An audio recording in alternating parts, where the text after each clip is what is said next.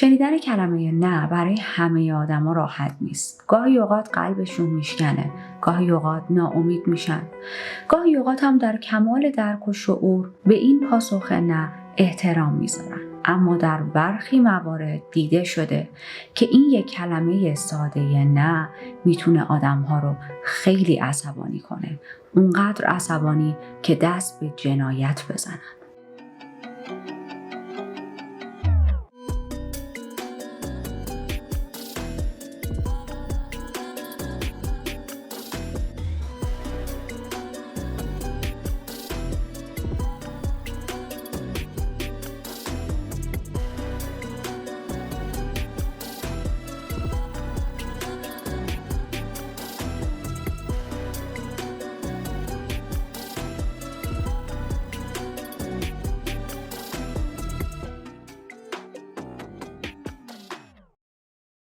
امروز میخوایم بریم به میسیسیپی 11 جولای 1983. با دختری آشنا شیم به نام لیسا ماری گری. لیسا توی یک خانواده خیلی شاد به دنیا اومد. یه برادر داشت به نام جیمز. از این خواهر و برادرایی بودن که رفیق هم حساب می شدن. گاهی اوقات با هم دعواهای شدید می کردن. گاهی اوقات هم به معنای واقعی عاشق هم بودن و حسابی پشت هم در می اومدن. تمام وقتشون رو با هم می گذروندن. یک رابطه خواهر برادری که بین تمام روابط نرمال وجود داره، گاهی دعوا، گاهی خنده. دوران کودکی لیسا به معنای واقعی شاد و نرمال بود. یه مقدار میخوایم بیایم جلوتر تا برسیم به مهد کودکش. لیسا ماری روز اول مهد کودکش مثل تمام بچه‌های دیگه یه مقدار نروس بود، استرس داشت و خیلی علاقه نداشت که حالا مادرش تنهاش بذاره یا اصلا از این به بعد مجبور باشه که دیگه هر از گاهی بره مهد کودک. اتفاقاً یه دختر دیگه هم اونجا بود که مثل خود لیسا خیلی استرس داشت و خوشحال نبود از اولین روز مهد کودکش. این دوتا مادرها با هم آشنا میشن، دختراشون هم با هم آشنا میکنن. اسم اون دختر هم لیسا بود. هر دوشون لیسا بودن. شخصیت اصلی ما لیسا ماریه، اسم دوستش هم لیسا بود. و این دو نفر تبدیل میشن به دوستای جونجونی هم. تو همون روز اول میتونن خاطرات خیلی خوبی برای هم بسازن و از اونجا به بعد رابطهشون جوری میشه که توی مهد کودک تمام مدت وقتشون رو با هم میگذروندن. وقتایی هم که میرفتن خونه یا این لیسا خونه اون بود یا اون خونه این. لیسا از همون دوران کودکیش شخصیت منحصر به فردی داشت. برخلاف تمام همسن و سالای خودش که میگفتن ما دلمون میخواد بزرگ شدیم ازدواج کنیم و یه پسری بیاد از ما خواستگاری کنه، از این تفکرها داشتن، لیسا از همون دوران خردسالی کودکیش میگفت من دوست دارم خودم همسر آیندم رو انتخاب کنم و خودم برم یه پسری رو ببینم، اگه ازش خوشم اومد خودم ازش خواستگاری کنم. از همون کودکی یک شخصیت خیلی مستقلی داشت. یک مقدار زمان کودکی رو بزنیم جلو و برسیم به وقتی که دیگه وارد دوران مدرسه شده. در واقع به نوجوانی رسیده. هر تعریفی که از یک دختر آمریکایی نرمال و شاد اون زمان میشد داشت، شامل حال لیسا هم میشد. دختر خیلی خوشبر و روی بود، فعالیت اجتماعیش بالا بود، دایره دوستاش بزرگ بود، خیلی خوشحال بود، همیشه لبخند روی لبش بود. در واقع این لبخند رو لب داشتن و مادرش بهش یاد داده بود. گفته بودش که زیباترین چیزی که یک آدم میتونه داشته باشه لباسهای آنچنانی یا حالا آرایش کردن یا درست کردن ناخونش یا عطر زدن و هر چیز دیگه ای نیست.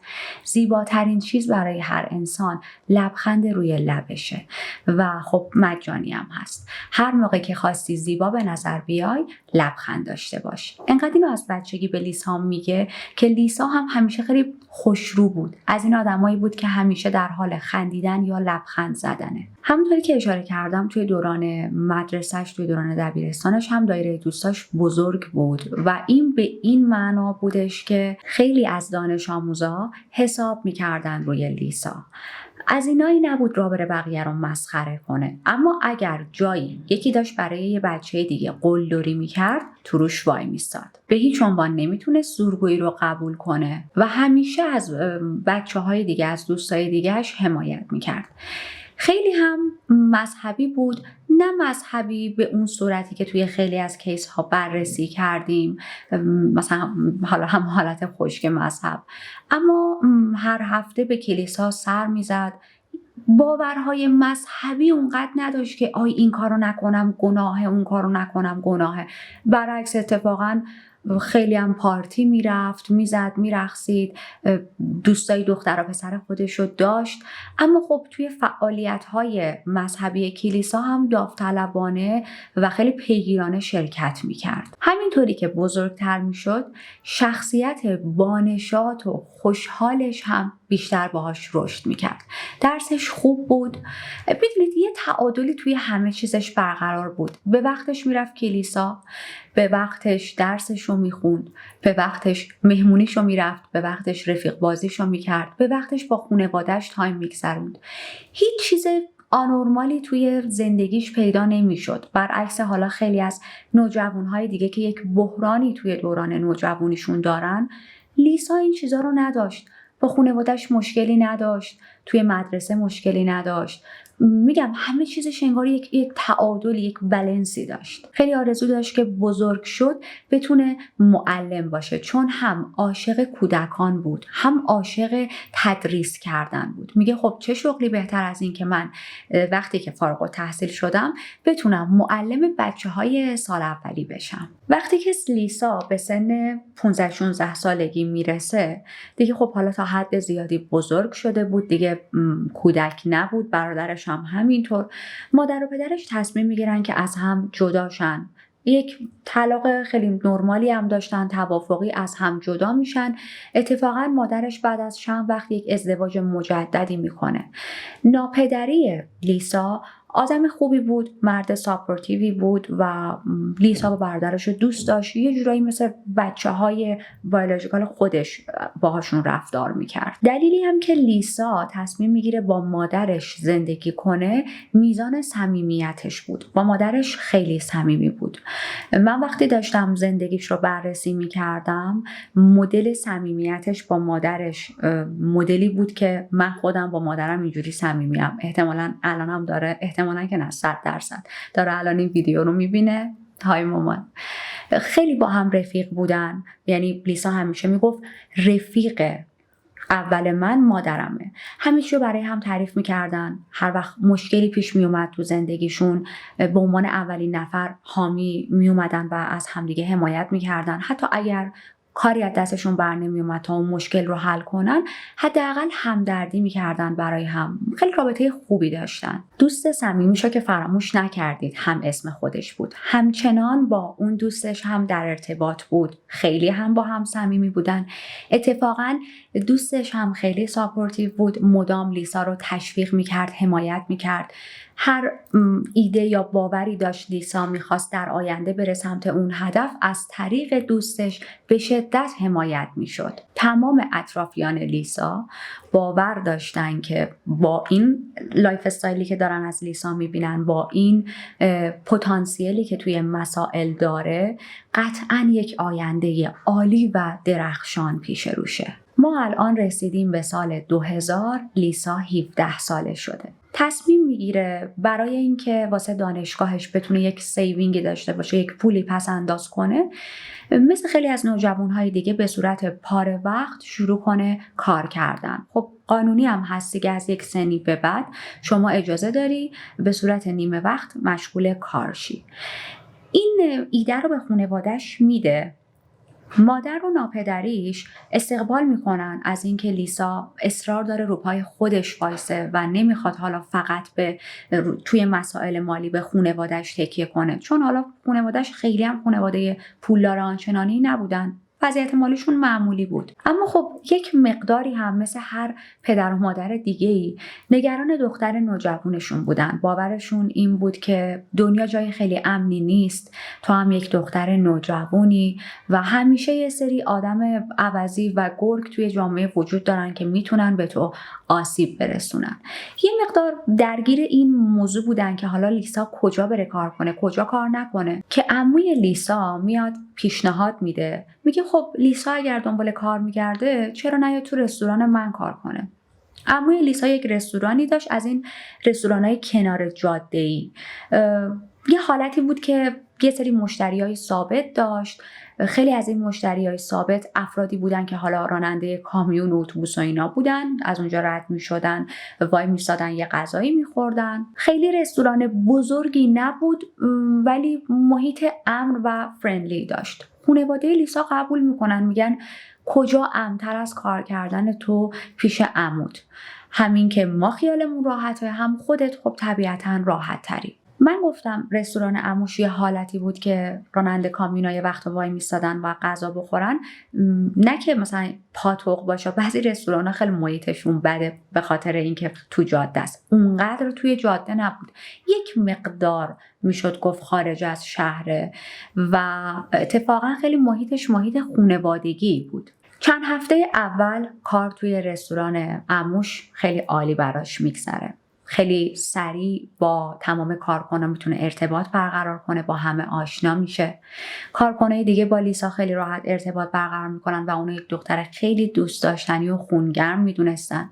به مرور مشتریا رو میشناسه، دستش میاد که هر کس چه چیزی دوست داره، چه سفارش، همون سفارش همیشگی، اینا همه دستش میاد. تا اینکه ما میخوایم برسیم به 22 جون. روش کار رستوران چطوری بود؟ ساعت 9 شب لاست اوردر بود، یعنی که هر کسی میخواست هر غذایی سفارش بده دیگه 9 شب به بعد قبول نمیکردن. حالا دیگه مردم شامی که سفارش دادن و تا 9:30 10 بخورن، یه نیم ساعت یه ساعت هم کارکنان صرف تمیزکاری بشن و رستوران رو برای روز بعد آماده کنن و راهی خونه‌شن. مسیری هم نبود از رستوران تا خونه. این یعنی اینکه لیسا معمولاً هر شب دور و بر ساعت 11 میرسید خونه. اون شب هم قرار بود یک شب معمولی باشه. ساعت 10 شب دوست لیسا باهاش تماس میگیره و با مادرش صحبت میکنه. میگه لیسا هست، مادرش میگه نه لیسا هنوز نیومده خونه، معمولا ساعت 11 میرسه. این دوستش شیکار داشت، با هم یه برنامه اسکی ریخته بودن، میخواست اونو برنامهش رو فیکس کنه، قطعی کنه. مادرش بهش میگه لیسا اومد خونه، حتما میگم باهات تماس بگیره. از اون طرف قرار بود اون شب لیسا که میاد خونه با مادر و ناپدریش برن و یکی از فامیلاشون رو ببینن. از قبل هم برنامه رو ریخته بودن، یعنی لیسا هم اوکی داده بود. مادرش تماس میگیره با رستوران، میگه بذار زنگ بزنم به لیسا بگم حالا امشب اگه میتونه یه ذره زودتر بیاد، هم باید به دوستش زنگ بزنه، همین که یه ذره امشب زودتر را بیافتیم بریم خونه دوستمون فامیلمون که می‌خواستیم ببینیمش. با رستوران تماس میگیره، یکی از کارمندا تلفن رو برمی‌داره جواب میده و میگه که لیسا چند دقیقه هست رستوران رو ترک کردم، تازه رفته. گفتم بهتون از رستوران تا خونه راهش خیلی کم بود، یعنی حدوداً 5 دقیقه‌ای با ماشین میرسید خونه. بعد از این تماس 1 ربع گذشت، 15 دقیقه گذشت و لیسا هنوز نرسیده بود خونه. مادرش یک مقدار نگران میشه. خب میبینه دیگه الان که احتمالاً رستوران کاملا بسته شده، اما شماره سرآشپزی که اونجا کار میکرد رو داشت. با اون سرآشپز تماس میگیره با خونش. یه آقایی بود، گوشی رو برمیداره، ازش راجع به لیسا میپرسه. اون آقای سرآشپز میگه که اتفاقا من داشتم میومدم به سمت خونه، ماشین لیسا رو دیدم، والا نمیدونم درست دیدم یا نه، نمیدونم واقعا ماشین لیسا بود یا نه، ولی کنار جاده وایساده بود. من فکر کردم حالا وایساده کاری داره دوباره راه میفته، یا شاید هم مثلا ماشین لیسا نبود، نمیدونم، مطمئن نیستم. این تنها چیزیه که من میتونم بگم. مادرش میپرسه مطمئنی ماشین لیسا بود یا نه؟ مطمئن نیستم. اون آقا میگه نمیدونم، چون خب شب بود، تاریک بود و اون ماشین هم فلاشراش روشن بود، داشت میزد، من نتونستم درست متوجه شم. مدل شبیه مدل ماشین لیسا بود. مادر و ناپدریش خیلی نگران میشن و سوار ماشین میشن، میرن توی اون مسیری که سرآشپز گفته بود و مسیر همیشگی رفت و برگشت لیسا بود تا ببینن که داستان چیه. میرسن، اتفاقاً ماشین لیسا رو میبینن. ماشینش یه گوشه خیابون، گوشه جاده در واقع پارک بود، فلاشرش روشن بود ولی ماشین خاموش بود. در ماشین باز بود، کلید ماشین نبود، از خود لیسا هم خبری نبود. لوازمش، کیفش، لباسی که حالا لباس مخصوص اونجا بود، اینا همه روی صندلی ماشین بود، صندلی جلو، ولی خبری از لیسا نبود. ناپدریش میگه شاید یه مشکلی پیش اومده، حالا واسه خود لیسا یا کسی، یه دقیقه زده بغل، داره در امتداد این جاده راه میره. شروع میکنه گشتن، میگه بذار من چند متر بالا پایین‌تر رو بگردم شاید لیسا رو ببینم. این کارم میکنه. تو همون موقع مادرش داشت میاد بیشتر ماشین رو بررسی کنه و میبینه یکی از لاستیکای ماشین لیسا پنچر شده. پنچری هم یه چیزی نبود که حالا یه میخ کوچیکی تو لاستیک فرو بره و یکم بادش خالی شه. قشنگ لاستیک جر خورده بود انگار. و خب این خیلی عجیب بود. به سرعت همسرش رو صدا میکنه. همسرش میاد، یه مقدارم بالا پایین جاده رو گشته بود، اثری از لیسا نبود. خب خیلی نگران میشن. این مدل پنچری، نبود خود لیسا، ول شدن لوازمش. به سرعت با پلیس تماس میگیرن. پلیس میاد به محل و بلافاصله جستجو برای لیسا رو شروع میکنن. توی این پرونده پلیس نمیگه حالا بذارید 24 ساعت وایسیم و فلان و اینا. به چند دلیل. یک، این که لیسا زیر 18 سال بود و هنوز کودک حساب میشد. پلیس موظف بود که سرچ کنه. مورد بعدی، معمولاً کمکاری ها، معمولا نه همیشه، توی شهرهای بزرگ اتفاق میفته از سمت پلیس، چون پرونده های مفقودی یا کولد کیسشون زیاده. پلیس تنبلیش میاد، گشادیش میاد بگرده. اینجا یک روستای کوچیکی بود، جایی که لیسا زندگی میکرد. یک شهر خیلی کوچیکی بود که جمعیتشون هم کم بود و یه جورایی پلیس و محلی ها همو میشناختن. واسه همین حالا سوای اون مسئولیت و ریسپانسیبیلیتی که یک پلیس داره، باید حالا دنبال یک موضوعی بگرده، حالت اون آشناییه و همدیگر رو میشناسیم هم بود. مورد سوم، کیس خیلی کیس عجیبی بود. ماشین رها شده، لوازمش، کارت شناساییش، پولش، کیف پولش، همه چیش توی ماشین همینجوری ول شده. لاستیک ماشین پنچره و خود لیسا نیست. اونم یک خانواده‌ای که انقدر همه چیشون عالیه. لیسایی که انقدر امید به زندگی داره، لیسایی که برای آیندهش برنامه ریخته و از کودکی تا به اون روز تمام مردم محله و اهالی اون شهر لیسا رو یک دختر خیلی شاد و خوشبخت میدونستن. اصلا این احتمالا وجود نداشت که لیسا ول کرده، فرار کرده، رفته. هیچکی نمیتونست همچین تصوری بکنه. واسه همین پلیس هم لفتش نداد. حالا شاید خونه رو ول کرده رفته، شاید میخواسته فرار کنه، دنبال یه آینده‌ای بره. مستقیم کیس رو به عنوان یه کیس مفقودی میبرن جلو. خب پلیس که هیچ نشونه‌ای نداشت، باید چیکار میکرد؟ اولین چیزی که به ذهنشون میرسه صحبت با تمام کارکنهای رستوران بود. با عموی لیسا تماس میگیرن، لیست تمام کارکنها رو ازشون میگیرن و شروع میکنن صحبت کردن با دونه دونه تک تک کارکنها. حتی لیست یه سری مشتریهای ثابت، مشتریهایی که توی 24 ساعت 48 ساعت اخیر اومده بودن به رستوران، همه اینا رو هم تهیه میکنن. توی صحبت با کارکنها یه چیزی و یک حرف مشترکی رو بین همه متوجه میشن. اکثر کارکنها به یک آقایی اشاره میکنن، حالا خیلی هم بی‌دلیل. میگن که آخرین مشتری که اومده بود یه آقایی بود و اتفاقاً یه چند بارم ما این آقا رو دیده بودیم که یه ذره با لیسا یه لاس خشکه‌ای میزنه و لیسا خوشش نمیاد. حتی یه بار لیسا برگشته بود به یکی از کارکنان گفته بود چقدر این آدم سیریشیه، همسن بابای منه. یه آقای 30 خورده 40 خورده ساله بود، همسن بابای منه، ولی باز دنبال اینه مثلا با من ارتباط برقرار کنه یا لاس بزنه. من میدونم دیگه از رفتار یه مرد میتونم تشخیص بدم این دنبال رابطه برقرار کردنه و منم اصلا ازش خوشم نمیاد. یه بار دیگه که این آقا اومده بود و خیلی ریز داشت یواشکی مزاحمت برای لیسا به وجود ایجاد میکرد، با همون سوالای الکی پرسیدن و میگم لاس خشک زدنی که خب لیسا با این حرفها کامفتبل نبود.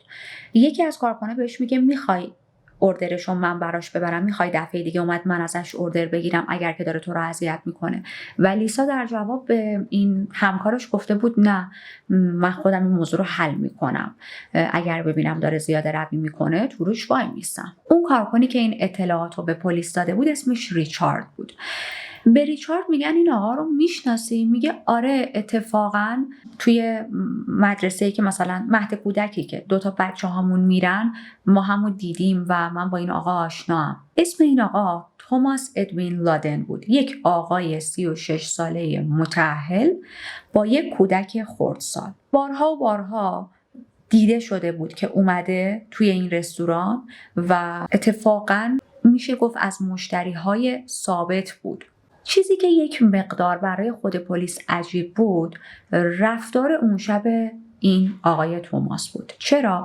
ببینید مشتریای ثابت اون رستوران همه میدونستن که لاست اوردر ساعت 9 PM، ساعت 9 شب. این آقا هم جزو مشتریای یه جورایی ثابت حساب میشد. حداقل 5-6 بار اومده بود توی اون رستوران. پس میدونست اوردر آخر چه لحظه‌ایه. پلیس بعد از صحبت با بقیه کارکنان متوجه میشه که مشتریهای ثابت هیچ وقت نمیان دقیقه 90 یه غذایی سفارش بدن، چون همشون میدونن لاست اوردر ساعت چنده و خب این درک رو هم دارن. بالاخره اینا یه زندگی دارن بعد از این رستوران و ترجیح میدن که دقیقه 90 غذایی برای کسی حاضر نکنن. اگر که میتونن زودتر بیان توی این رستوران غذا سفارش بدن. اگر میخواد 9 شب به بچه حالا برن یه رستوران دیگه غذا بخورن، یک رستورانی که تا ساعت 10 شب 11 شب یا حالا دیرتر بازه.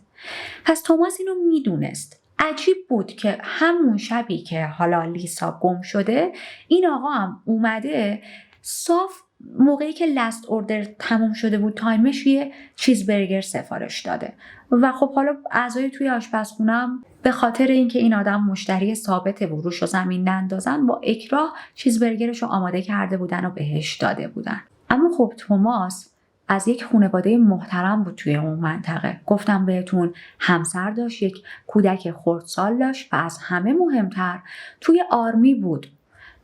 مردم خیلی بهشون احترام میذاشتن و اینها رو خانواده شاد و خوشحال و خوشبختی میدونستن. پلیس دوست نداشت بره دم خونه همچین آدمی و بگه ما یک کیس مفقودی داریم و تو تنها مظنون پرونده مایی. اما خب چاره‌ای هم نداشتن. واقعا تنها مظنون توماس بود و هیچ کس دیگه‌ای وجود نداشت که پلیس بخواد بره سمتش. به هر حال نیروی پلیس میگه اوکی، به ناچار ما میریم یه مقدار صحبت میکنیم با توماس، اگر که چیزی راجع به این پرونده پیدا نکردیم ازش عذرخواهی میکنیم و قطعا اونم شعور اینو داره که ما داریم وظیفمون رو انجام میدیم. الان دیگه نصف شب شده بود ولی باز میرن دم خونه توماس. همسرش در رو باز میکنه، خواب بود، یه ذره هم شوکه میشه. بهش میگن که توماس خونه است. همسرش میگه نه، توماس رفته خونه مادر بزرگش. یک مادر بزرگی داشت توماس که روی ویلچر زندگی میکرد و مثل اینکه خیلی عادی بود توماس هر از گاهی میرفت خونهش، خونه مادر بزرگش، بهش سر میزد، کاراشون کمکش انجام میداد. آدرس خونه مادر بزرگش رو میگیرن و چون این خانم یک خانم مسن بود میگن حالا دیگه این موقع صبح، نصف شبی دم صبح نریم دم خونش، حالا یهو پیرزن قلبش نگیره. فردا اول وقت صبح زود میریم و حالا با توماس صحبت میکنیم. فردا صبح زود، خیلی زود، پلیس 2 تا نیروی پلیس میرن دم خونه مادر بزرگ توماس، در میزنن. مادر بزرگش اتفاقا هنوز خواب بود و یه ذره چون روی ویلچر زندگی میکرد یه ذره سخت، یه ذره طول کشیدش که بیاد در رو باز کنه. وقتی که در رو باز میکنه بهش میگن که ما با توماس کار داریم، یه سری سوال باید ازش بپرسیم. مادر بزرگ میگه که این مادر بزرگ خیلی گوگلیا بود، میگه که توماس الان خوابیده. نیروهای پلیس هم داره این پامپا میکنن، میگن پاشو اوکی، خب پس ما بعداً میایم. و برمیگردن ایستگاه پلیس. وقتی میرسن ایستگاه پلیس و این موضوع رو به موافقشون میگن، خوشبختانه موافقشون به شدت عصبانی میشه و شروع میکنه فریاد زدن، داد زدن سر این 2 تا مأمور پلیس. بهشون میگه ما کلاً یه مظنون داریم توی این پرونده، اونم توی این شهر به این کوچیکی که آمار جرم و جنایت انقدر پایینه، همو میشناسن و اصلا جنایتی اتفاق نمیافته، الان یک دختر 17 ساله ناپدید شده. ما کلا یه مظنون داریم، توماسه. شما رفتید دم خونه مادر بزرگ این آدم در زدید و وقتی مادر بزرگش گفته که توماس خوابه، گفتید اوکی پس بذار به خواب نازش ادامه بده، ما بعداً میایم. مگه هتله؟ ما پلیسیم. خیلی قاطی میکنه سرشون. خب این دوتا پلیس ها حسابی حالشون گرفته شده بود و الان مجبور بودن دوباره برگردن خونه مادر بزرگ توماس و خواب نیست، داره دوش میگیره، داره هر کاری میکنه، بکشوننش دم در و باهاش صحبت کنن. اصلا خوششون نمی اومد برن در خونه مادر بزرگشو بزنن بگن ما دوباره دست از پا دراز سر برگشتیم، ولی خب چاره‌ای هم نداشتن. میرن دوباره خونه مادر بزرگ توماس. این فاصله‌ای که تا اینا رفتن پلیس استیشن، موافقشون یه دور قهوه‌ایشون کرده بود، دوباره برگشتن، یه بین 1 الی 2 ساعتی طول کشیده بود. تو این 1-2 ساعت دوباره میرن خونه مادر بزرگ توماس. مادر بزرگ در باز میکنه و میگه که توماس خونه نیست، رفته برای ماهیگیری. این بار نیروهای پلیس دلشون نمیخواست باز بگن اوکی باشه پس ما بعداً میایم، چون میدونستن اگر دست خالی بدون صحبت با توماس برگردن پلیس استیشن احتمالاً شغلشون رو از دست بدن. به این مادر بزرگ گوگولی میگن که ما میتونیم یه ذره خونه رو بگردیم، اشکالی نداره، فقط حالا تا زمانی که توماس بیاد. خب اینم میگه نه چه مشکلی داره، بیایید بگردید، به طبق من براتون یه کافی درست میکنم. وارد خونه اون مادر بزرگ میشن و شروع میکنن باهاش صحبت کردن، یه ذره ازش اطلاعات میگیرن. میگن که توماس همیشه میاد بهت سر بزنه؟ این مادر بزرگ میگه آره، هر از هفته چند بار میاد. خب من چون روی ویلچرم یه سری کارا رو نمیتونم خودم انجام بدم، از نظر مالی هم اونجوری نیستیم که بتونیم حالا پرستار برای من بگیریم. توماس میاد یه سری چیزا رو کمک میکنه بهم. اتفاقا چون زیاد میاد، یکی از اتاقا هم دادن به توماس که میاد اینجا معذب نباشه بخاطر رو مبل و اینا، بخواد برای خودش اتاق داشته باشه. این مادر بزرگایی بود که ولش میکردین تا صبح براتون داستان میگفته، هر چیزی که میدونست و نمیدونست واسهتون تعریف میکرد. پلیس میگه توماس خودش اتاق داره اینجا، ما میتونیم بریم تو اتاقشو بگردیم؟ و مادر بزرگ میگه که بله میتونید، چرا که نه. یکی از افسرهای پلیس وارد اتاق توماس میشه و خیلی نیازی نبود تمام لوازمشو بگرده، چون حکم بازرسی هم نداشتن. پلیس خیلی هم اجازه نداره توی چنین شرایطی تمام اتاق و لوازمو بکشه بیرون.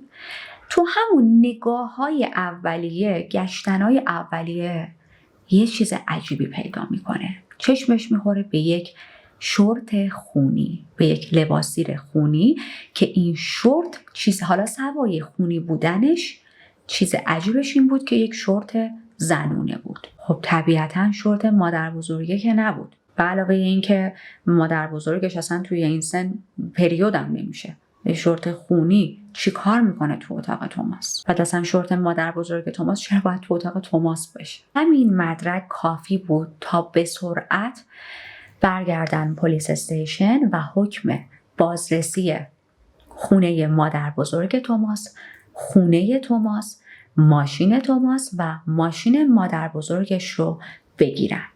یک توضیح اینجا من راجع به این حکم بازرسی بهتون بدم. ببینید توی شهرهای کوچیک، حالا الان رو نمیدونم، فکر میکنم الان هم اینطوری باشه، چه برسه به سال 2000 و 2010 و اینا، توی شهرهای خیلی کوچیک اونطوری نیست که اگر پلیس به حکم بازرسی برای جایی یا چیزی نیاز داره بره چندین روز وایسه تا حالا یک قاضی از دادگاه این حکم بازرسی رو بده. معمولاً چون این شهرهای کوچیک اصلا دادگاه نداره، چون جنایت خیلی توش کم اتفاق میفته، نهایت همون یک کلانتری داشته باشه که اون کلانتری هم شامل 1-2 تا لاک سلول باشه.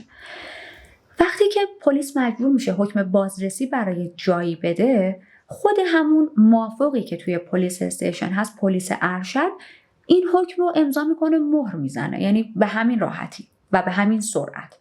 واسه همین در عرض چند دقیقه یا حالا مکسیموم 1 ساعت 1 ساعت و نیم این حکمای بازرسی همه آماده میشه. یه سری پلیس میرن داخل خونه توماس و توی خونش هیچ چیز عجیب و خاصی پیدا نمیکنن. یه سری پلیس دیگه مأمور این بودن که خونه مادر بزرگ توماس و ماشین مادر بزرگ توماس رو بگردن. وقتی داشتن ماشین مادر بزرگ رو میگشتن یه طناب نظامی سبز رنگ به طول 3 فوت پیدا میکنن.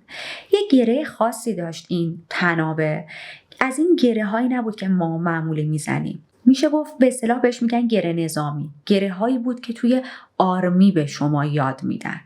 خب توماس هم توی آرمی کار میکرد دیگه. از اون طرف ماشین خود توماس هم نبود. توماس نه خودش بود نه ماشینش. پس پلیس این حکم رو به بقیه ماموران میده که اگر ون سبز رنگ دیدید که مال توماسه با این شماره پلاک بلا استثناء نگهش دارید. حالا باید خود توماس رو پیدا میکردن و نمیدونستن کجاست. یاد حرفای مام بزرگه میافتن که گفته بود توماس رفته ماهیگیری. اونجا هم کلاً یه جا وجود داشت که مخصوص ماهیگیری بود، یه برکه مانندی بود، پاتوق بود واسه ماهیگیری. پلیسا میگن خب حالا بریم اونجا رو بگردیم، شاید اونجا باشه، شاید هم نبود دیگه. میرن و در کمال تعجب با یک صحنه عجیبی روبرو میشن. میرن جلو دم اون برکه، میبینن یکی افتاده رو زمین. بیشتر بهش نزدیک میشن، میبینن توماسه. یه شیشه بیر کنارشه، شکسته و روی بدنش نوشته شده که I'm sorry، متاسفم. از اون طرفم رگ دستشو زده با همون شیشه شکسته بیر، هم روی تنش نوشته بود هم رگ دستشو زده بود. ولی موضوع اینه مدلی که رگ دستشو زده بود خیلی پرعمق نبود و کاملا یه حرکت نمایشی بود، یه برش خیلی مسخره‌ای افتاده بود روی دستش. به هر حال به سرعت منتقلش میکنن به بیمارستان و خودشو میزد به اون را که وای من نیمه هوشیارم و خیلی خونت دست دادم و حالم بده، ولی یه ذره ادا اصول بود. پلیسا تو همون مسیر از اونجا تا بیمارستان ازش میپرسن که ما باید راجع به کیس لیسا ازت چند تا سوال بپرسیم. این دختر گم شده دیشب و تو مظنون پرونده ما هستی، دیدیش؟ توماس هی میگفت نه اصلا نمیدونم راجع به کی صحبت میکنین و هی حال میرفت الکی.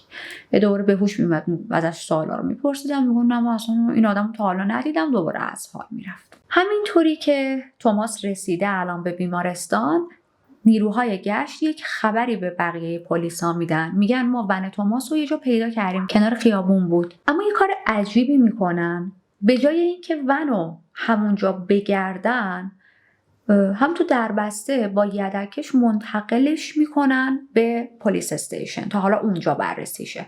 نمیدونم واقعا چرا این کارو کردن. به هر حال ون میرسه به پلیس استیشن و حالا بقیه پلیس ها مسئول بازرسی ون بودن. توی نگاه های اولیه روی صندلی جلو متوجه یه چکمه و یه جفت دستکش خیلی کرکسیف و گلی میشن. خب متعلق بود به ظاهر اینطوری که این چکمه ها و دستکش ها حالا از سایزش مال توماسه.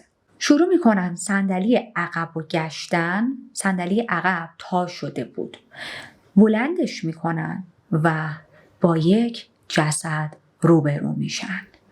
صحنه خیلی صحنه افتضاح و بدی بود، مخصوصا برای پلیسای اون محل که اصلا عادت نداشتن چنین صحنه هایی ببینن، صحنه قتل و جنایت ببینن. نهایت جنایتی که توی اون محله باش روبرو میشدن این بود که 2 تا از محلی‌ها با هم دعواشون شده. حالا باید یا کتک کاری کردن دیگه، خیلی میخواست خونی بریزه و خشونت بره بالا. کتک کاری کرده بودن، 1 روز 2 روز اینو مینداختن لاک، اونو مینداخت، اون یکی رو مینداخت لاک، تعهدی میگرفتن و ولشون میکردن. حالا الان یهو توی ماشین توماس جسد پیدا کرده بودن. خیلی براشون وحشتناک بود و اینکه این جسد توی ماشین بود، همجوری با یدکش ماشین رو آورده بودن تا پلیس استیشن. این خیلی بیشتر پلیسا رو ترسونده بود. من نمیدونم واقعا چرا این کارو کردن. معمولا توی چنین شرایطی، اونم شرایط اینجوری امرجنسی، همونجا توی محل یه نگاه و بررسی اولیه میکنن، حالا بعد میفرستنش پلیس استیشن واسه بقیه تحقیقات. یعنی اگر این کارو میکردن تو هم نگاه اول جسد لیسا رو میدیدن. البته که خیلی هم فایده‌ای نداشت، تأثیری نداشت این کار. حالا بهتون میگم چرا. برگردیم به جسد لیسا. جسدش برهنه بود، دست و پاهاش با طناب بسته شده بود. چه طنابی؟ همون طناب نظامی طوری که توی ماشین مادر بزرگ توماس پیدا کرده بودن. گره ها، حتی گره هایی که به دست و پای با طناب زده شده بود به دست و پای لیسا، همونجوری گره نظامی بود. لباسای لیسا افتاده بود یه گوشه ماشین، اما لباس زیر شورتش نبود. کجا بود شورتش؟ توی اتاق توماس بود، خونه مادر بزرگش. همینطور یک اسلحه، یک باکس پر از تیر، به اصطلاح مهمات، و سویچ ماشین لیسا رو هم پیدا میکنن. به علاوه یه تیغی، کاتر، که هم خود کاتره بود هم سریع اضافه. دقیقاً مدلی که اون تیغ میتونست برش بده یک لاستیک رو، همون مدل برشی بود که ماشین لیسا پنچر شده بود. گفتم بهتون پنچری ماشین لیسا حالتی نبود که یه میخی فرو رفته باشه و قشنگ معلوم بود با یه چیز تیزی یه برش عمیقی داده. خب اینا خیلی با هم مچ بود. از اونجایی که همه دیگه یه پا کاراگاه هستید و میدونید که مدارک و شواهد توی پرونده ها هرگز به ما دروغ نمیگن، میتونید حدس بزنید که مظنون اصلی و تنها مظنون این پرونده که توماس بوده، الان دیگه 100% قاتل داستان ماست. درسته؟ اما حالا میخوایم ببینیم توماس کی هست. یه ذره بیشتر باهاش آشنا شیم. اطلاعات خیلی زیاد و دقیقی راجع به دوران کودکی توماس وجود نداره. فقط تا این حد بگم که مشخص نمیشه به چه دلیلی با خانواده‌اش زندگی نمیکنه. از دوران کودکیش شروع میکنه زندگی کردن با مادر بزرگ، پدر بزرگش. دوران کودکی خیلی نرمالی داشت. هیچ خشونت یا جنایتی من در طول دوران کودکیش پیدا نکردم. بعد از چندین ساعت تحقیق، شاید میشه گفت چندین روز تحقیق، این وضعیت مالی پدر بزرگ مادر بزرگش خیلی هم خوب نبود. به هر حال برسیم به زمانی که توماس از دبیرستان فارغ التحصیل میشه. سال 1982 بعد از مدرسه میره به تفنگدارای دریایی، به آرمی میپیونده. از همون سال 82 تا همین روزی که ما توی پرونده هستیم تو ارتش بود. یعنی به صورت شغلش دیگه توی ارتش بود. توی بخش‌های مختلف خدمت کرده بود. مأموریت‌های متفاوت و زیادی هم رفته بود. توی یکی از این مأموریت‌هاش با یک دختری آشنا میشه به نام کاترینا، یا همون کت صداش میکردن. کت با کی، نواسی، مثل گربه. خیلی به هم علاقه‌مند میشن و تصمیم میگیرن که با هم ازدواج کنن. بعد از ازدواج به میسیسیپی نقل مکان میکنن و قرار میشه توماس توی همون میسیسیپی شروع کنه ادامه حالا تو همون آرمی بودنش. سال 97 یک بچه‌ای هم به دنیا میارن. یک دختر بچه، صاحب یک دختر بچه‌ای میشن. خود توماس برنامه‌هایی که برای آینده داشت، ببینید چون خیلی دوران کودکی تقریباً فقیرانه‌ای داشت با مادر بزرگ پدر بزرگش، همیشه حسرت داشتن یک خونه بزرگ، یک مزرعه بزرگ تو دلش مونده بود. از بچگی تمام گلزش این بود که من بزرگ بشم، پول جمع کنم و بتونم یک مزرعه خیلی وسیع و چند هکتاری رو بخرم. بعد از اینکه بازنشسته شدم توی این مزرعه کار کنم و دیگه بقیه زندگی و عمرم و تا زمان مرگ توی مزرعه بگذرونم. از اون ور کاترینا دانشجوی رشته حقوق بود و خیلی به وکیل شدن علاقه داشت. منتها چون تازه بچه به دنیا آورده بودن و اون زمانم اینطوری بودش که حالا فرهنگ بیشتر اینطوری بود که مادر باید وظیفش شغلش رو ول کنه یا بیشتر از بچه مراقبت کنه، کاترینا درسش رو ول میکنه. میگه خب من یه ذره بچه‌م بزرگتر بشه بعد میرم ادامه درسم رو میخونم. از بیرون که زندگیشون رو نگاه میکنیم همه چیز خیلی عالیه، درسته؟ یک مردی که توی آرمیه و تو فکرشه در آینده بتونه یک مزرعه بزرگ و وسیعی بخره، یک زنی که میخواد وکیل شه و یک زوج خوشبخت. مردم از بیرون اینا رو زوج خیلی خوشبختی میدونستن، اما اینطور نیست. متاسفانه داخل زندگیشون ابعاد تیره زیاد بود. کاترینا یا همون کت میدونست که همسرش توماس یه سری انحراف‌های اخلاقی داره و به قول خودمون هرز میپره. کاترینا امید داشت که اشکال نداره یه روزی بالاخره زندگیشون آروم میشه، شاید همه چیز به حالت نرمال برگرده. با این امید داشت زندگی رو ادامه میداد از همون ابتدا با توماس. اما متاسفانه برعکس این اتفاق میفته. متاسفانه قرار نبود زندگیشون زندگی آرومی بشه یا حداقل توماس آرامش و رفتار نرمالی به کت نشون بده.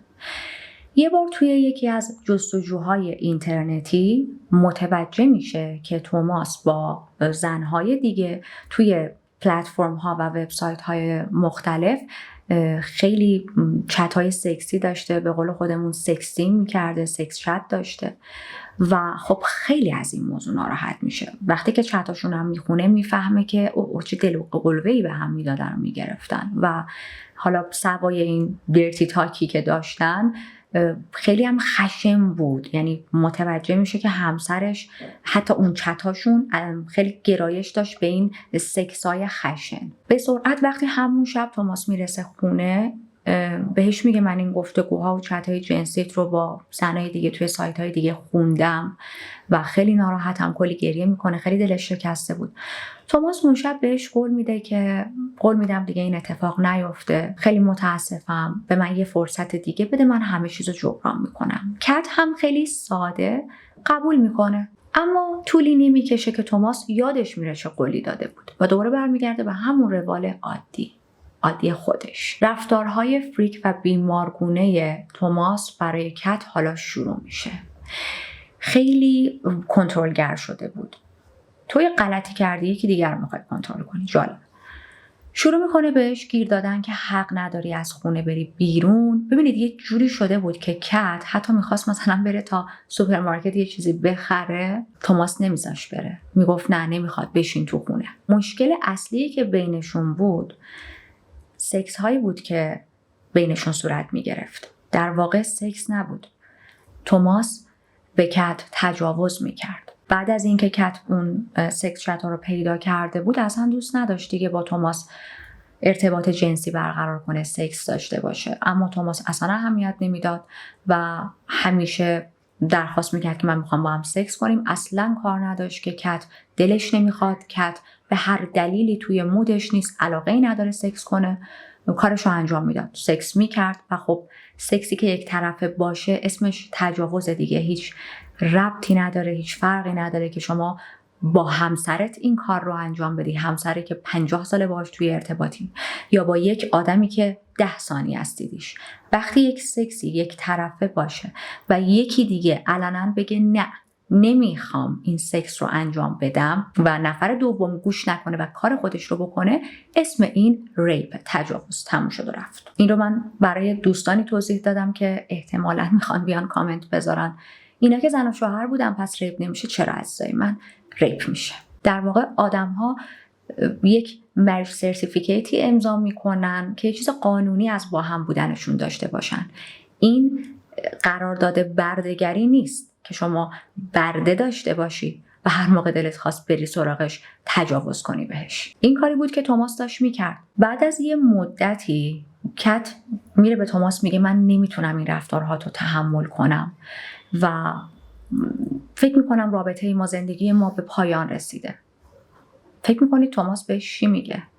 شروع میکنه تهدید کردنش. بهش میگه که اوکی تو جدا شو از من، تو بذار برو، هر کجای دنیا که بری من پیدات میکنم، اون سر دنیا هم بری من میام پیدات میکنم و بلایی به سرت میارم که آرزو کنی کاش هیچ وقت منو ترک نمیکردی. خب خیلی تهدید ترسناکیه. تو همین بازه زمانی از حساب مشترکشون پولای زیاد کم میشد و خیلی عجیب بود.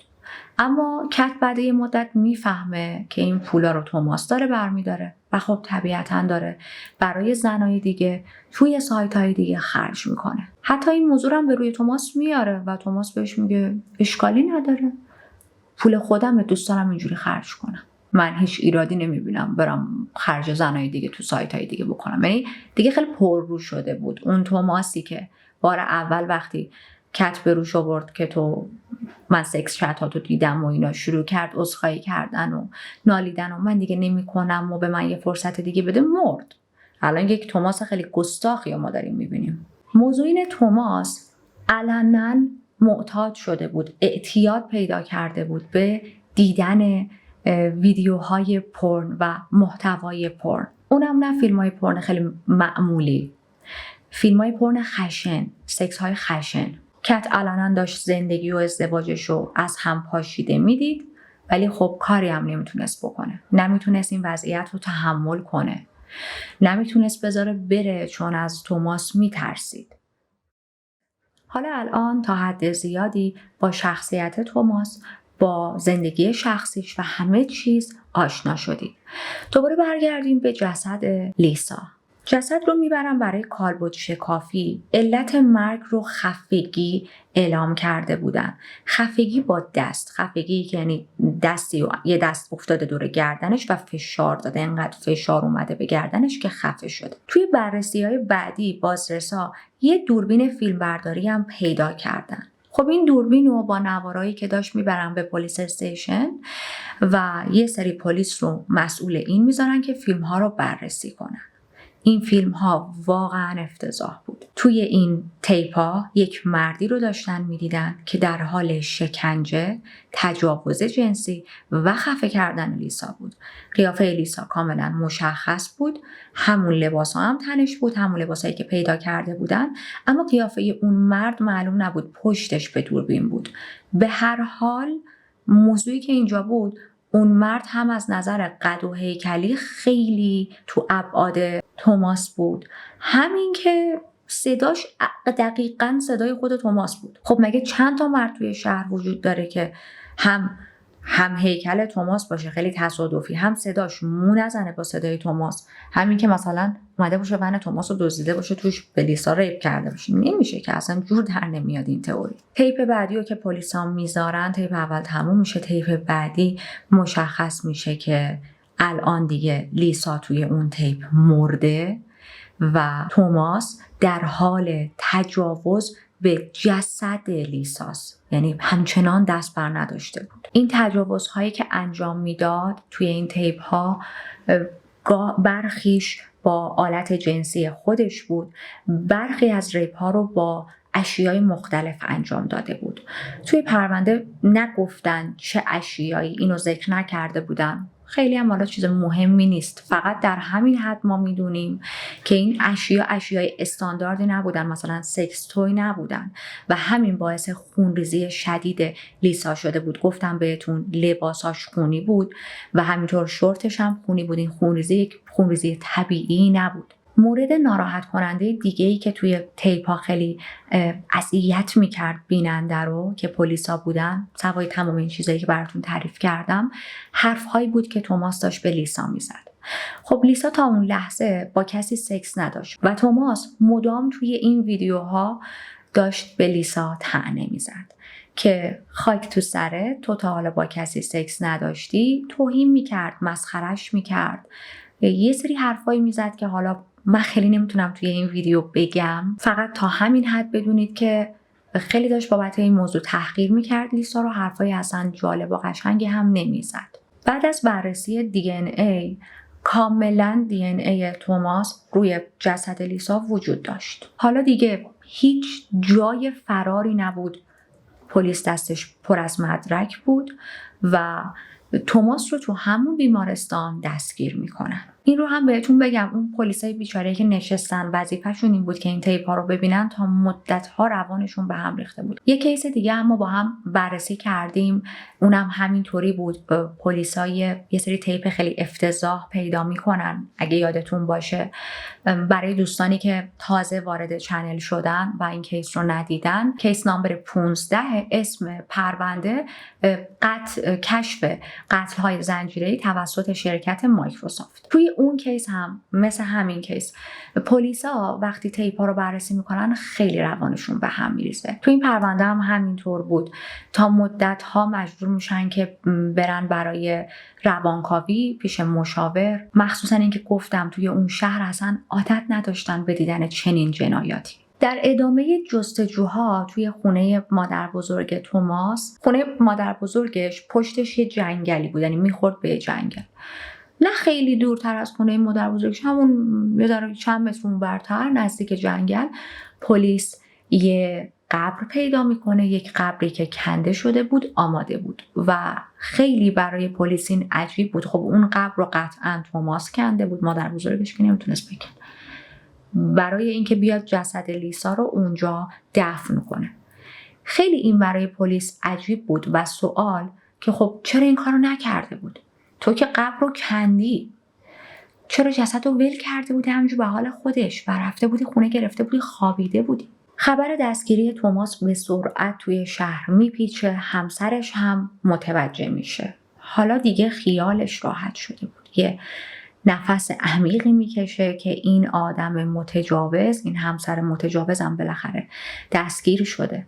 با این حال میاد زندان، با توماس صحبت میکنه و بهش میگه ببین من میخوام ازت شکایت کنم بابت تجاوزهایی که به من انجام دادی، یا خودت اعتراف کن یا اینکه اگر اعتراف نکنی حکم‌های سنگین‌تری میگیری، مخصوصا که الان به خاطر یک کیس قتل گرفتنت. بعد از صحبت با هم دیگه توماس قبول میکنه، میگه باشه و اعتراف میکنه که بله من سالهاست در حال تجاوز به همسرم بودم. پلیسا به کت میگن حالا که به این اعتراف کرده باش صحبت کن، به قتلی هم که کرده اعتراف کنه. و کت باش صحبت میکنه اما توماس اونو انکار میکنه. یعنی چیزی که این همه براش مدرک وجود داره میگه نه، من لیسا رو من نکشتم. اعلام بیگناهی میکنه و حالا قرار میشه که براش دادگاه برگزار کنن. موضوع اینه وقتی بهش میگن ببین ما این همه از تو مدرک داریم، چطوری داری حاشا میکنی، چجوری میگی من بیگناهم، اینجوری میشینه عقب رو صندلی و حالش بد میشه.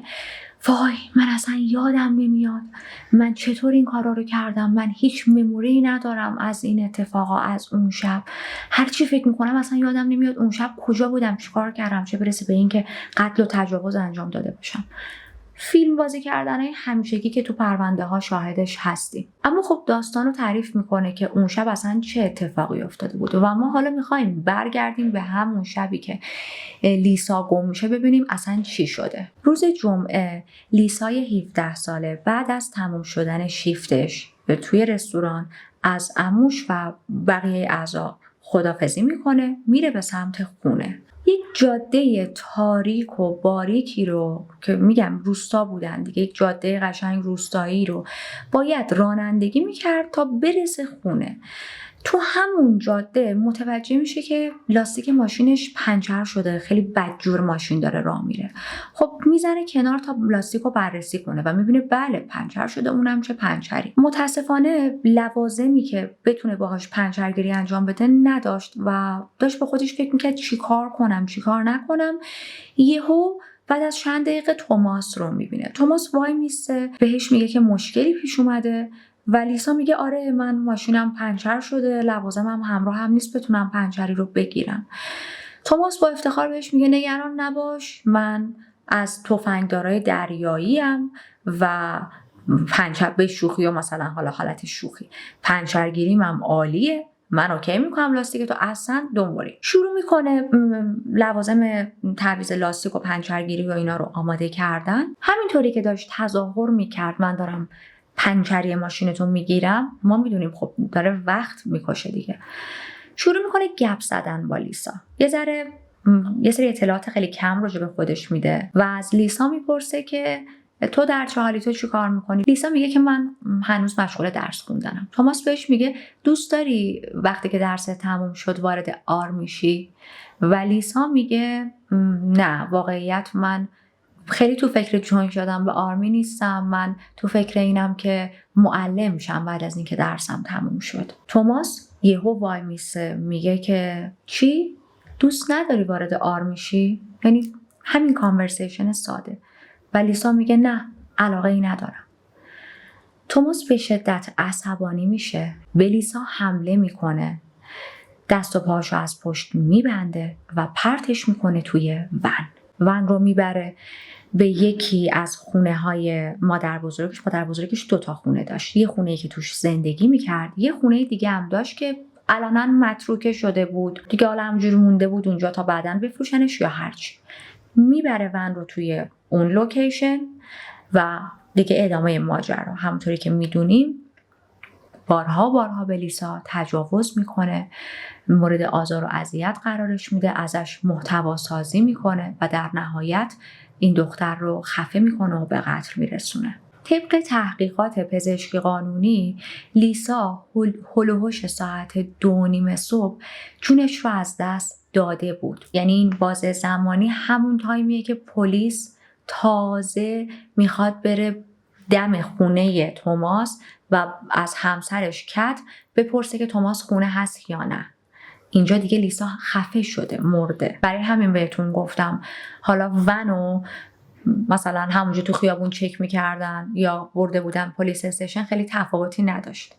حتی با اینکه اون نیروی اون مافوق توی پلیس استیشن به بقیه نیروهای پلیس خیلی رفتارش خوب بود، یعنی خیلی سفت و سخت جلوشون وایساد و گفت یعنی چی برید، ما فقط یه متهم داریم، برید با همون صحبت کنید. درسته که خیلی رفتارش خوب و سریع بود ولی بازم فایده ای نداشت. لیسا آلردی جونش رو از دست داده بود. اما خب اگر تو این پرونده فس و فس بیشتر میشد، امکان این بودش که توماس وقت کنه، لیسا رو خاک کنه، مدارک رو از بین ببره و پلیس هرگز نتونه بیاد سراغش. بر اثر فیلما از هلوهوش ساعت 11 شب تا ساعت 3-4 صبح 4 ساعت این آدم مریض به لیسا تجاوز کرده بود. گفتم بهتون حتی بعد از این که توی تیپ دوم پلیس دیده بود لیسا الان مرده، اما این شخص مریض همچنان داشت به جسدش هم تجاوز میکرد. نکته خیلی ناراحت کننده برای پلیس ها، برای خانواده لیسا، حتی برای خود من و فکر میکنم برای شماها این بود که لیسا فقط چند متر فاصله داشت تا خونه‌شون. لیسا چند تا ساختمون اینورتر بود. قرار میشه که دادگاه‌های توماس شروع شه. به خاطر اینکه توی اون شهر خیلی کوچیک بود، گفتم بهتون اصلا دادگاه ها اینا وجود نداشت، اما یه پلیس استیشن محلی بود و همینطوری که همو میشناختن. به هر حال حالا یه سری مشکلات به وجود نیاد، قرار میشه دادگاه ها رو توی شهر مجاور برگزار کنن، شهری که یک مقدار فضاش بزرگتره و دادگاه هم داره. گفتیم که توماس ادعا کرده بود من بیگناهم. وکیل گرفته بود. وکیلا میان اول به دوران کودکیش اشاره میکنن، میگن خیلی توی دوران کودکیش اذیت شده، مورد آزار جسمی و جنسی قرار گرفته بود وقتی بچه بود. ادعاهایی که فقط وکلاش گفته بودن و من هیچ مدرکی پیدا نکردم. افراد دیگه ای هم قطعاً گشتن و نتونستن هیچ مدرکی پیدا کنن دیگه. اگر ما این همه کیس بررسی کردیم، اگر توی یک کیس آزار و اذیتی به یک شخصی صورت گرفته باشه، حتی تو همون زمان کودکیش، در حد 4 تا شایعه باید باشه دیگه. وکلا این حرفو میزنن، میگن آره اینجوری بود و به خاطر اون دوران کودکی سختی که داشت، دوران کودکی سخت خیالی، قادر به تشخیص درست و غلط نبوده. قاضی این ادعا رو رد میکنه، میگه کو مدارکش کو، مدرکی وجود نداره. باز دوباره میان اشاره میکنن به این موضوع که ببینید توماس توی آرمی بوده، 1 عمر به کشورش خدمت کرده، افرادی که توی آرمیان ممکنه یک مقدار روانشون به هم بریزه، قوت رو از هم نفهمن.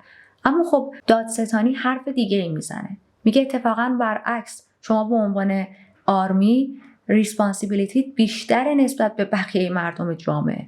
قرار نیست بری توی ارتش و دیوانه تر بشی، دیوونه بودن و جنایت از خودت نشون بدی، بعدم پشت برچسب ارتش قایم شی. بگی من چون تو آرمیم دیوونه‌ام و هر کاری میخوام بکنم.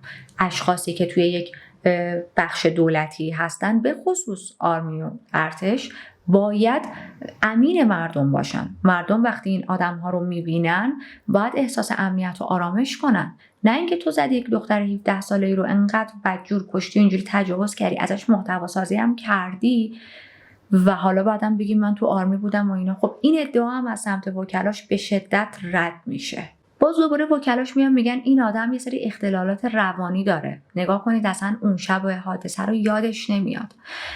برای این ادعا توماس رو میبرن که مورد ارزیابی‌های روانشناسی قرار بدن، اما خب این موضوع هم رد میشه. روانشناس‌ها میگن که نه، توماس خیلی هم حافظش خوبه، خیلی هم هیچ اختلالی ما توش نمیبینیم و من هم قبول میکنم.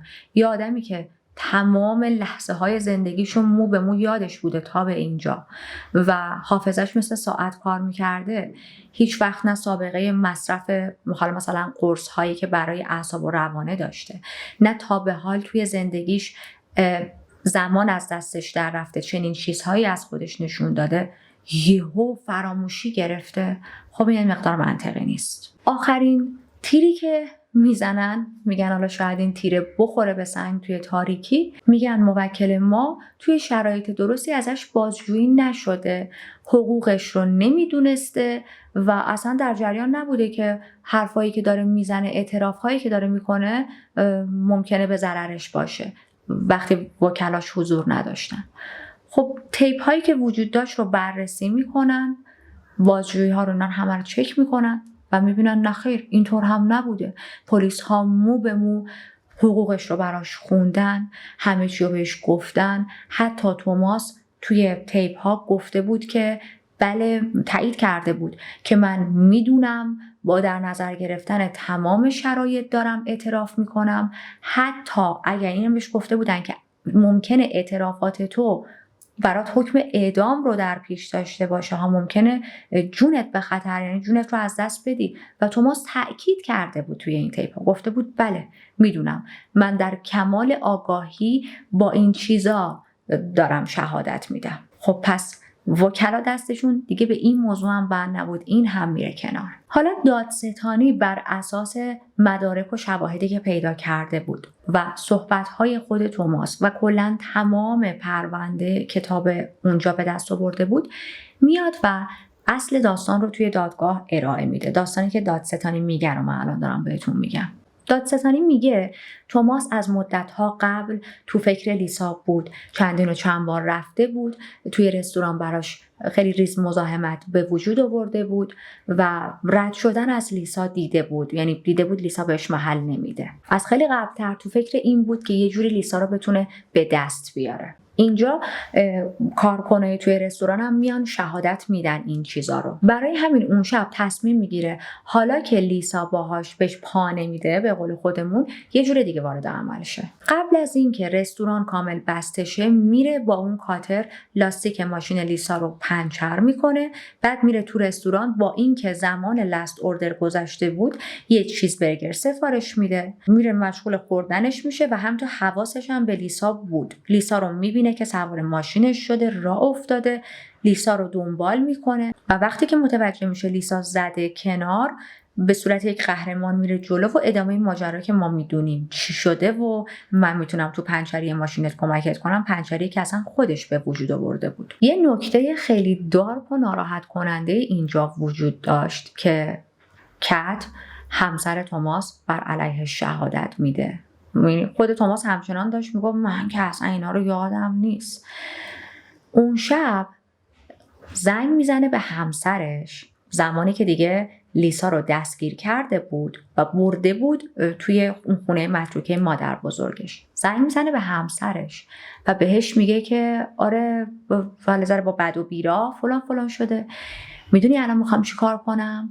میخوام برم با یه دختر نوجوان خوشگل سکس کنم، یه خشن‌ترین سکسی که تو کل زندگی و عمرم داشتم، تا مثلا چشتو درا، تو هم هیچ کاری نمیتونی بکنی، هیچ غلطی نمیتونی بکنی. منتها این اولین باری نبود که به همسرش زنگ میزد و چنین صحبت‌های بیمارگونه‌ای میکرد.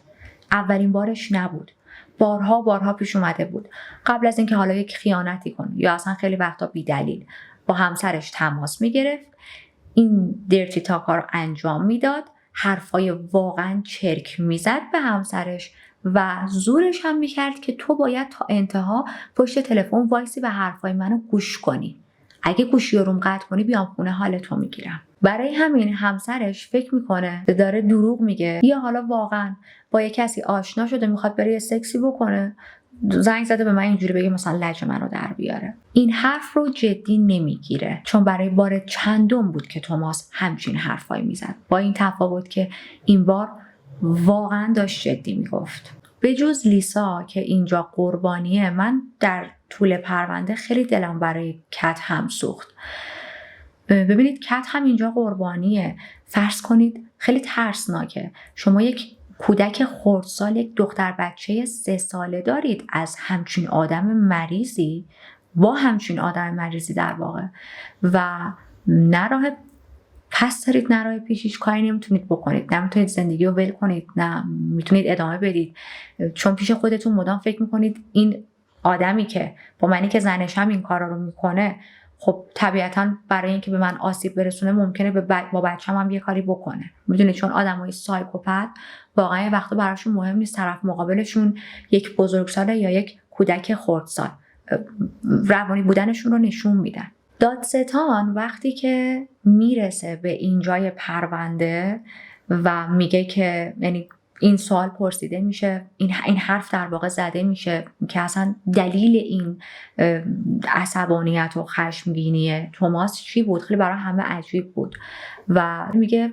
فقط چون لیسا گفته بود که من دوست ندارم وارد آر میشم. البته این رو هم میگن این آدم از قبل برنامه ریزی کرده بود برای قتل. من دوست ندارم وارد آر میشم که هیچی. لیسا اگر برمیگشت مثلا عطسه میکرد، گلوشو صاف میکرد، ممکن بود این آدم بهش الکی بهانه میگشت دیگه، بگه عطسه کردی؟ به چه حقی جلوی من عطسه کردی؟ دوباره بگیرتش و همون کارا رو بکنه. این همه بهانه بود. اما توماس اینجا اعتراض میکنه، میگه که نه اینطور نبود. من از این عصبانی شدم که وقتی اون شب به لیسا گفتم دوست داری وارد آر میشی، لیسا خیلی فحش داد، با فحش و بد و بیرا به من گفت نه من آرمیا فلان شدن، اینجوریان اونجوریان، من اصلا دوست ندارم، من از ارتش بدم میاد، ارتشی‌ها اینطوریان اونطوریان. من برای همین خیلی عصبانی شدم. خانواده لیسا اینجا خیلی عصبانی میشن، صداشون در میاد. اول از همه این که خانواده‌اش خیلی اصرار داشتن لیسا به هیچ عنوان آدم بددهنی نبود. بالاخره کسی که بی‌تربیت، بی‌ادبه یا حتی گاهی اوقات برای شوخی یه سری کلمات بی‌ادبانه استفاده میکنه، باید 2 بار سوتی بده دیگه، 2 بار از دهنش بپره جلو این و اون. حتی دوست صمیمی لیسا هم حرفای بد از دهن لیسا نمیشنید. لیسا اصلا از این مدلایی نبود که کلمات بد از دهنش خارج شه. چرا یک دختری که هیچ وقت هیچ کسی ازش بی‌ادبی ندیده یهو باید جلوی غریبه وایسه بگه مثلا به آرمی فحش بده؟ مورد بعدی این که لیسا چون باز سری باورهای مذهبی داشت و معمولاً مذهب و ارتش هم یه جورایی با هم کانکته، اتفاقاً خیلی هم احترام قائل بود برای ارتشی ها. حتی خیلی از فعالیت هایی که توی کلیسا انجام میدادن، مثل سرودایی که میخوندن، کارهایی که برنامه‌هایی که اجرا میکردن، خیلی از خانواده‌های ارتشی‌ها میومدن جوین میشدن، تماشا میکردن و یا همگروهی لیسا بود بچه‌هاشون. لیسا همیشه خیلی احترام میذاشت به اینا. چرا باید یو بیاد فحش بده؟ دیوانه است مگه؟ حالا اصلا ما حساب میکنیم 1000% فرض محال لیسا اون شب فحش داده. تو باید این آدم رو بگیری بکشی، بهش 4 ساعت تجاوز کنی، به جسدش تجاوز کنی، چون حالا به اسب شاه گفته یابو ناراحتی نداره و تو هم 2 تا فوش بده. میگم 1000% اگر حالا اصلا لیسا این کارو کرده. مجازات اینکه یک کسی فوش داده اینه که تو چنین رفتاری باهاش انجام بدی. توی دادگاه حالا ما رسیدیم به اونجایی که تیپا میخواد بیاد جلو. اول از همه این که توماس خیلی عصبانی میشه، برمیگرده اعتراض میکنه، میگه نه قرار نبود این تیپا رو بیاریم وسط، این توافقمون نبود، این تیپا چیزایی که نباید توی دادگاه پخشه. قاضی میگه یعنی چی؟ این اعتراض درست نیست، اینا اصلی ترین مدارکیه که ما داریم در طی پرونده، بعد حالا اینا رو نیاریم وسط امکان نداره. اون زمانی که داشتی این غلط رو میکردی باید به این فکر میکردی که کار به جایی نرسه که تیپای تو نه تنها توی همون دادگاه پخش میشه بلکه خیلی هم جهانی میشه و جوری میشه که امروز حتی ما میشینیم این پرونده رو کاور میکنیم. میبینیم خب این حرفش خیلی خریدار نداره. باز دوباره ادعای همیشگی که از اول دادگاه داشته، میگه من اصلا یادم نیست که این تیپا رو گرفتم. وقتی که تیپا گذاشته میشه یه بخشیش نه تمامش. خب حال همه خیلی بد شده بود، حال خود توماس هم مثلا دیگه خیلی بد شده بود. نشسته بود و قیافش رو برده بود تو هم، وای باورم نمیشه من این کارا رو کردم. ولی میدونید فایده ای نداره، تو تا اینجای مسیر رو پیش رفتی، این همه کثافت کاری کردی، بعد حالا الان داری ادعای پشیمونی میکنی. در واقع ادعای توماس این بود که من صبحش وقتی رفتم صندوق ماشین رو زدم بالا دیدم که یه جسد تو ماشینمه. خب اوکی باشه، اصلا ما میگیم تو اون موقع نفهمیدی، چرا تماس نگرفتی با پلیس؟ مگه میشه آدم بره در ماشینش رو باز کنه یه جسد ببینه و بعد خیلی ریلکس دوباره برگرده تو خونه بشینه به مادر بزرگش گود مورنینگ بگه، بشینه کافی بخوره باش بگه، بخنده؟ هر آدم عاقلی باشه بلا استثنا تماس میگیره با پلیس، میگه وای نیرو بفرستید یه جسد تو ماشین منه. اگر تو واقعا خاطرت نبود که اون شب این کار رو کردی باید چنین رفتاری انجام میدادی، نه اینکه در ماشین رو بکنی بگی یه جسد تو ماشینه، در رو ببندی بری بشینی کافی تو صبحونت رو بخوری. من یه تیکه دستمال کاغذی اضافی تو ماشینم پیدا کنم و مثلا رنگ اون دستمال کاغذی رنگ دستمال کاغذی تو ماشینم نباشه 1001 جا رو پیگیری میکنم از کجا وارد ماشین من شده. و تو جسد پیدا کردی دوباره در ماشین بستی رفتی نشستی صبحونه بخوری. حتی در طی پرونده مشخص میشه اون بار اولی که پلیسا اومده بودن و مادر بزرگش گفته بود که خوابه، بیدار بود، صدای پلیسا رو شنیده بود، از در پشتی فرار کرده بود، قایم شده بود، میخواست ببینه که اگر پلیسا دارن میان تو از همونجا فرار کنه. مادر بزرگش نمیدونست، مادر بزرگش واقعا فکر میکرد که این خوابیده. این رو هم بهتون بگم، به جز اون چند تا تلاش اولیه که تیم وکیلاش میکنن دیگه در طول دادگاه تلاش زیادی دیده نمیشه از سمت وکیل مدافعاش. نه روی چیزی زیاد اعتراض میزنن نه هیچی. حتی برای خود قاضی هم عجیب بود. در واقع انقدر ریدمانهای توماس توی این کیس زیاد بود که وکلاش هم خیلی حرف زیادی برای زدن نداشتن. میدونستن که نمیتونن، خیلی کاری از دستشون بر نمیاد، تا یه حدی آدم میتونه از یک قتلی دفاع کنه. حالا وقت صدور حکم بود. دادستانی داشت تقاضای اعدام میداد. حکم نهایی که قاضی صادر میکنه رو میخوام بهتون بگم. 3 تا حبس 30 ساله میگیره. اولیش به خاطر 30 سال به خاطر دزدیدن لیسا. دومین 30 سال به خاطر تجاوز به لیسا و سومین 30 سال به خاطر تجاوز مکرر توی این سالها به همسرش. به علاوه 30 سال دیگه به خاطر به قتل رسوندن لیسا و 1 اعدام. توماس حکم اعدام رو که میشنوه خیلی شوکه میشه. اصلا انتظار نداشت که اعدام بهش بدن. یعنی پیش خودش فکر میکرد خب حالا دیگه خونه پرش، یه آدم کشتم دیگه، یه حبس ابدی بهم میدن، بعد چند سالم میتونم آزادی مشروط بگیرم. یک بیانیه آماده میکنه برای خانواده لیسا و توش شروع میکنه گفتن که من خیلی متاسفم و از این حرفا. در انتها به خانواده لیسا میگه که من رو ببخشید، یعنی جونم رو ببخشید. اما خب خانواده لیسا اهمیتی نمیدن، عملا توجهی نمیکنن به این حرفا. جون چی تا ببخشیم؟ جون بچه‌شون رو گرفتی. جون بچه‌شون بخشیدنی نبود؟ تو به یک دختر نوجوان بدون هیچ دلیلی یک دختری که خیلی زندگی و آینده خوبی داشت، میتونست داشته باشه. تجاوز کردی، ساعتها خفش کردی، کشتیش، به قتل رسوندیش، به جسدش تجاوز کردی، ازش محتوا سازی کردی، اون همه تحقیرش کردی و توی هیچ کدوم از این دقیقه ها به فکر این نیفتادی که رحم کنی، استاپ کنی، این کار رو انجام ندی. حالا که بحث جون خودت اومده وسط، دنبال بخششی؟ جون آدم فقط زمانی ارزش داره که پای خودشون گیر باشه؟ مادر لیسا توی یک مصاحبه‌ای من داشتم گوش میدادم میگه که من نمیتونستم، حتی اگر میخواستم نمیتونستم این آدم رو ببخشم. بخشیدن توماس خیانت بود به لیسا. یه سری باورهای مذهبی هم داشتن که مثلا روحش تو آرامش باشه و این حرفا. پیش خودشون میگفتن اگر ما این آدم رو ببخشیم، لیسا دیگه روحش در آرامش نیست، برای همین ما نمیتونستیم ببخشیمش به هیچ عنوان. این آدم باید وای میساد و جوابگو می بود برای جنایت هایی که مرتکب شده بود. در ادامه مادرش میگه وقتی که دستگیرش کردن، در کنار غم و اندوه شدیدی که به خاطر از دست دادن دخترم داشتم، یه چیز خیلی خوشحالم میکرد، بهم آرامش خیال میداد، اینکه این آدم دیگه زندانیه، این آدم رو گرفتن و نمیتونه از زندان بیاد بیرون و به یک دختر کوچیک، یک دختر نوجوان دیگه، یک دختر جوان دیگه آسیب برسونه. واقعا همینطوره. اگر که نیروی پلیس یک مقداری دیرتر عمل میکرد و این آدم به هر دلیلی میتونست قتل و مدارک رو کاور کنه، مثل خیلی از کیسایی که بررسی کردیم، ممکن بود دوباره بعد از چند وقتی که دستگیر نمیشد بره سراغ قتل دومش، قتل سومش و همینطوری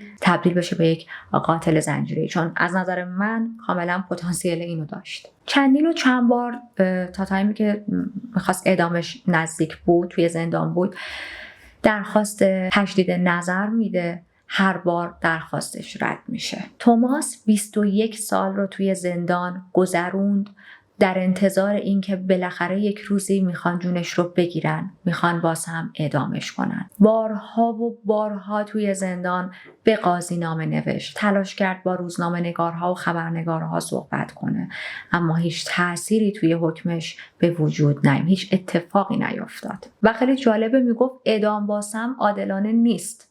چی عادلانه است؟ اینکه 4 ساعت به تجاوز کنن، بعد خفت کنن، به جنازت هم تجاوز کنن عادلانه است؟ چهارشنبه 14 دیسمبر سال 2022 رسید، روزی بود که توماس باید اعدام میشد. دیگه بیخیال شده بود از تلاش برای اینکه بتونه یک تغییری تو حکمش به وجود بیاره. روز آخری که زنده بود یک قرار ملاقات با خانواده‌اش و وکلاش گذاشت تا برای بار آخر ببینتشون. آخرین وعده غذایی که بهش دادن، یعنی خودش درخواست کرده بود 2 تیکه گوشت خوک با سیب زمینی پخته شده، بامیه سرخ شده، دسر و آیستی بود. غذاشو میخوره، وارد اتاق اعدام میشه، اعدام با گاز. داروی اول رو بهش تزریق میکنن. داروی اول آرام بخش بود. من اسم داروها رو نمیگم به خاطر اینکه حالا از داروها برداشت غلطی نشه. در واقع منظورم از استفاده داروهاست. داروی دومی که بهش تزریق میکنن یک سمی بود که عضلاتش رو فلج میکرد و داروی سوم باعث ایست قلبیش میشد. مادر لیسا توی مراسم اعدام شرکت کرده بود و بعد به خبرنگارا میگه من خیلی ساله که توماس رو بخشیدم، اما نمیتونستم از اعدامش جلوگیری کنم. من هنوزم هر روزم داره با اشک میگذره و احساس میکنم که اگر جلوی اعدام توماس رو میگرفتم علنا در حق لیسا خیانت کردم. خانواده لیسا هم مثل هزاران خانواده قربانی دیگه نتونستن به زندگی عادی برگردن. حتی اون دوست صمیمیش که هم اسم خودش بود لیسا، توی مصاحبه ها خیلی گریه میکرد و مدام میگفت کاش منم بمیرم برم پیش لیسا. لیسا بهترین دوست و انسان توی زندگی من بود و هیچ دوستی نمیتونه جاشو واسه من بگیره. دوستا و خانواده لیسا همچنان تمام زنان رو تشویق میکنن تا همیشه محتاط باشن و از محیط اطرافشون آگاه باشن. تمام فعالیت‌های حالا مجازی یا فیزیکیشون در این رابطه است. متاسفانه من نتونستم خبری از همسرش کت و اون دختر توماس پیدا کنم.